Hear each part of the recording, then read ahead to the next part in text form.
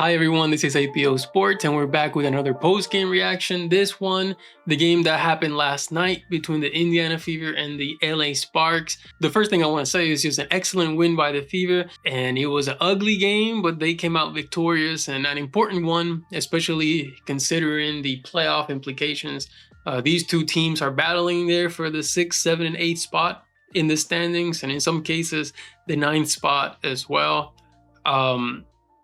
The Fever really want to avoid the 8th spot, in my opinion, so that they don't face the Minnesota Lynx. So this is, another way to stay 6th in the standings, but they're still pretty close to Seattle, who's 7th, and then there's another team 8th, who's also there in the mix. The Valkyrie, right, who they play tomorrow, they're also there in the mix. So again, if you can avoid the Lynx, that's probably what you want to do. But back to this game, and I believe the Sparks are 9th right now. So, and they're not doing themselves any favor. This team really, they have a lot of good offensive weapons, and they even play really good defense. The problem is that they can't seem to protect, or they can't seem to want to protect the basketball. They just throw the basketball away, and it was an odd game. Like it's been a while since I've seen such a sloppy game. And, and the Fever was also committing a ton of turnovers, but the kind of turnovers that the Sparks were making on the basketball court, I couldn't believe my eyes. It was really bad. And I don't know if that's normal for them to not take care of the basketball in that way, but they essentially handed the game over to the Fever just because of how many times they turned it over, and it was consistent throughout the entire game. I mean, it started first and second, and like each quarter, I believe that they had the same amount of turnovers because it was just nonstop. It was so much that I don't even know. The Fever just had an outrageous amount of possessions for them to do some damage, because that's the result of how many turnovers the Sparks were committing. And the Fever, they were not playing well at all. One complaint that I continue to have is that, yes, in the first quarter, and it seems like the game plan from the coaching staff, from Stephanie White, is feed Aliyah Boston, right? But I just don't know if it's just feed Aliyah Boston just in the first quarter. And after the first quarter, you don't have to do that anymore, because in every game, it's just the same, right? There's a concerted effort to feed Aliyah Boston, to give her the ball, to play with her and through her as soon as the game starts. And then as the game goes along, they just go away from that. Or at least they just don't do it at the same volume as they do the first. Now, I get it. The other team makes adjustments. They send a double team and everything like that. But I think that you want that. You want Aliyah Boston to get a double team or triple team, because that's the smartest and best decision maker in your team. So double team comes, they can do that at their own peril, because Aliyah Boston is going to find the open person most of the time. So it's just a win-win regardless. It's a win-win if she's playing one-on-one. It's a win-win if she's getting double team. Really, for the majority of the time, whenever Aliyah Boston has the basketball, good things will happen. So the hesitation, the going against, and then, so Aliyah Boston had an amazing game. We're going to go through the box score. Odyssey Sims, I appreciate, because she's providing really, she's filling a void, but I just can't shake from my mind the fact that the Fever picked her up about 2 weeks ago from free agency, meaning that she didn't have a job in the WNBA. And now she's coming here and shooting 20 shots a game, right? Like last night, she shot 20 times. 20. That was more than Aliyah Boston. That was more than Kelsey Mitchell. Again, more than two, perennial all-stars. A free agent 2 weeks ago comes in and takes more shots than both of them. Now, yes, she was amazing, right? Maybe there was something about this game against the Sparks that she really wanted it, and the Fever really needed the baskets that she scored when she scored. But there were a lot of possessions where she was just, going too much to the basket, just trying to do too much, really as if she was the best player on the team. So I don't know. I'm conflicted about this one. I'm not necessarily criticizing. I'm just saying, what's the game plan? How are we limiting so that your all-stars and your best players are the one who are having the most, impact, the most usage? And we're going to look at the advanced stats. The usage percentage for Sims was also above Boston and Mitchell. So I don't know. It's a dilemma. And it worked out for the Sparks against that, for that particular game. But I just worry about into the future. Is that who the team wants to rely on for scoring? Now, her floating game was on. She was, hitting the floaters when she was open. She was hitting her threes when she was open. So she's kind of protecting the basketball, although the entire team was throwing it away. So it wasn't just a Sims issue, but just better awareness when she's being guarded too much and shouldn't be really shooting. But anyways, let's get to the box score real quick. All right, so here we go. Box score from Basketball Reference.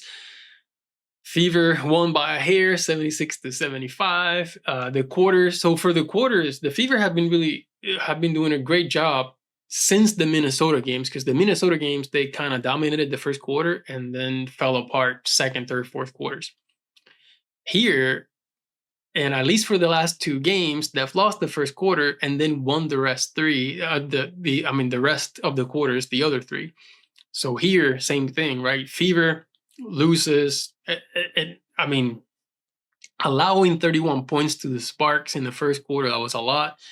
But the Fever also scored 24, which was okay. But then after that, the defense, really, it was a lot of unforced turnovers by the Sparks. But after that, they won every quarter, right? They won the second by 4, they won the third quarter by 2, and the fourth quarter by 2, which they actually needed in order to win. But limiting them to 16, 11, and 17 points for the rest of the way, that's great. Again, a lot of it self-inflicted for the Sparks. Regardless, it doesn't matter. This is the result in that third quarter, 11, but also 13, which also tells you that the Fever offense was not really on point for most of the game. Yeah. But they were good the first, second, and fourth quarter. Third quarter was kind of and then the Sparks just kind of completely fell apart. So that is that. And then let me kill this advertisement. So for the box score, so 36 minutes for Boston. I love that she's the one that has the most minutes, because that should be the case. 22 points for Boston, 4 turnovers against a lot. Again, the team just collectively turned it over a lot, but 22 points, 6 steals. That's crazy for Boston, right? 1 block, 4 assists, 11 rebounds. Just a monster game. 11 of 18 from the field. Monster game by Boston. 12 points by Mitchell, not her best night. 12 points, 4 turnovers to 3 assists. Off from 3, off really from everywhere. She's getting blocked going into the basket. So not at all her best game. 5 of 14 from the field. Not a lot of impact from Kelsey Mitchell. And the problem with Kelsey Mitchell when she's off like this and she's not scoring is that she doesn't really provide much else. She's a scorer and you just hope that she comes in and makes her shots. But when she's not, she tends to be a liability. So that's good that Sims came in. And I was saying she was hitting her threes, but Sims really wasn't hitting her threes. She just hit that 1 3. That timely 3 at the end that tied the game at 74, which was needed. So it was a good, huge basket, but she was actually kind of off from 3. But 10 of 20 shot field goal attempts for Sims. That's just way too excessive. But anyways, 21 points, 2 turnovers. That's okay. 3 assists, 6 rebounds. On paper, it kind of looks good, and not just on paper, it was felt, right? If you're watching the game at the end, like that fourth quarter, like if we look at fourth quarter here, she scored 9 points, right? So if you're saying going into the fourth quarter, she has 11, then in the fourth quarter, she scored 9 points and 4 of 6, 1 of 2. So really, and no turnover. So that fourth quarter, really, Sims came into her own and saved the game, really. I mean, we do, even with my criticism, I do have to say that she won that game for the Fever. So let me not sugarcoat that at all whatsoever. But from 21, yeah, I guess she had 12 points. And then going into the fourth, and then 9 points, ended up with 21. So Howard, terrible game overall. I mean, 5 points. I don't know. She's got a +4 somehow, but come on. So 5 points, 3 turnovers, 2 assists, 7 rebounds, 1 of 8 from the field, just really bad. Lexi, 2 of 7, 5 points as well. No turnovers, so that's really good. No turnovers, 2 blocks, 2 steals, 4 assists. So I mean, it's still a much better game than Howard. 5 rebounds.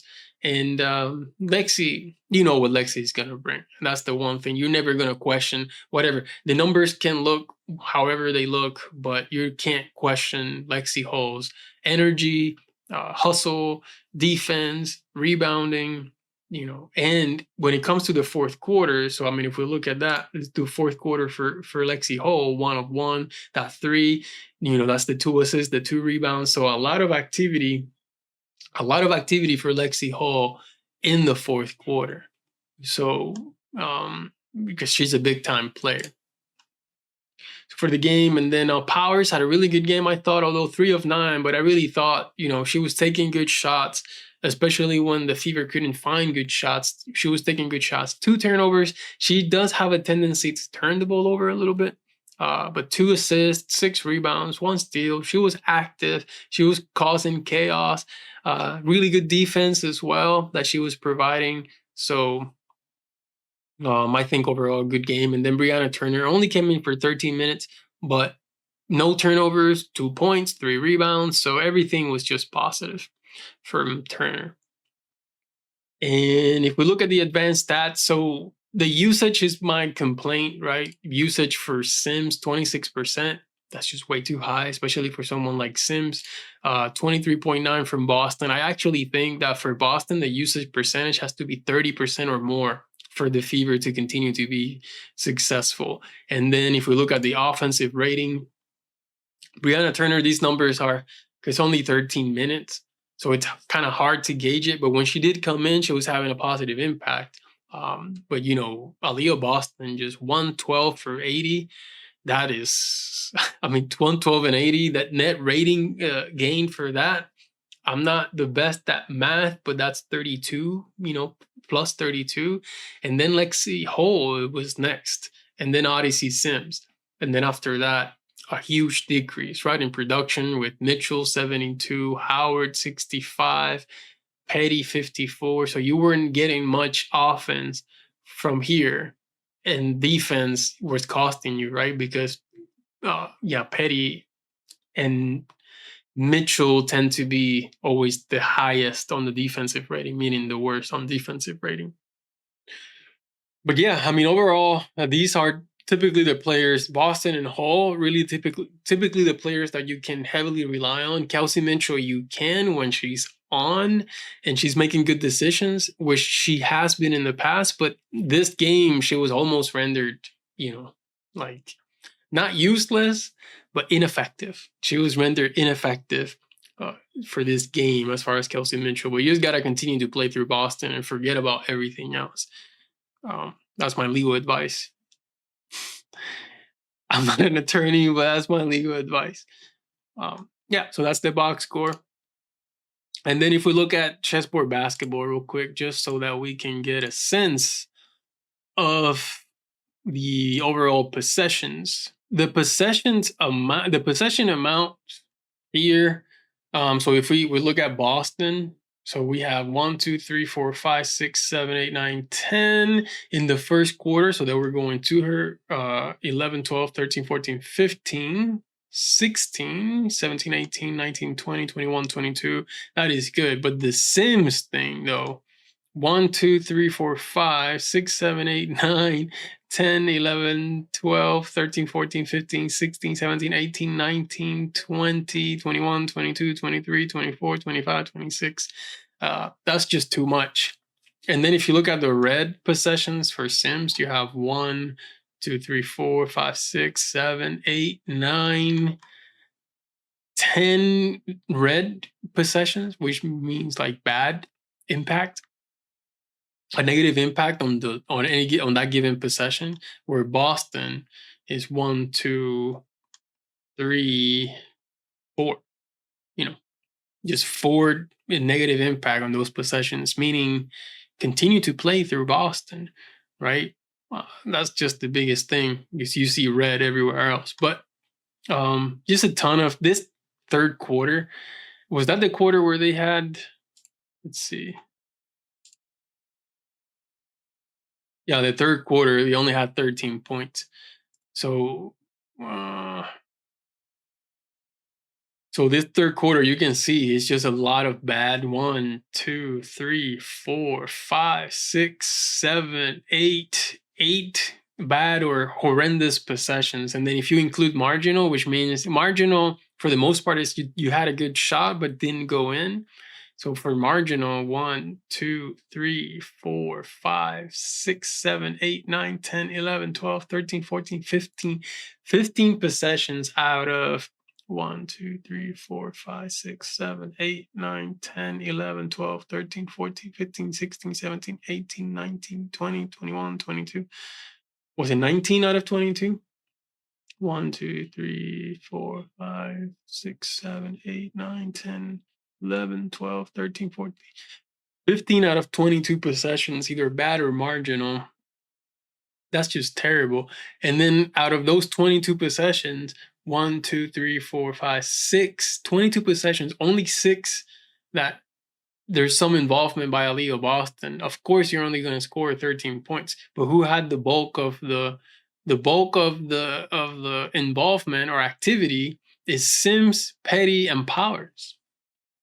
You know, I mean, look at all the you know activity here from Sims. Look at all the activity here from Petty, all the activity here from Powers. That's how you end up with a 13-point quarter. What's the other one that they were super low on? Oh, that's it. Yeah, that's it. Yeah. That's how you end up with a super low quarter. And then again, fourth quarter, more Boston involvement. So you score 19 points. A lot of Boston involvement in the first quarter, you end up with 24 points. So really, that's where it is. I just don't get it. If she's on the floor, play through her. Simple as that.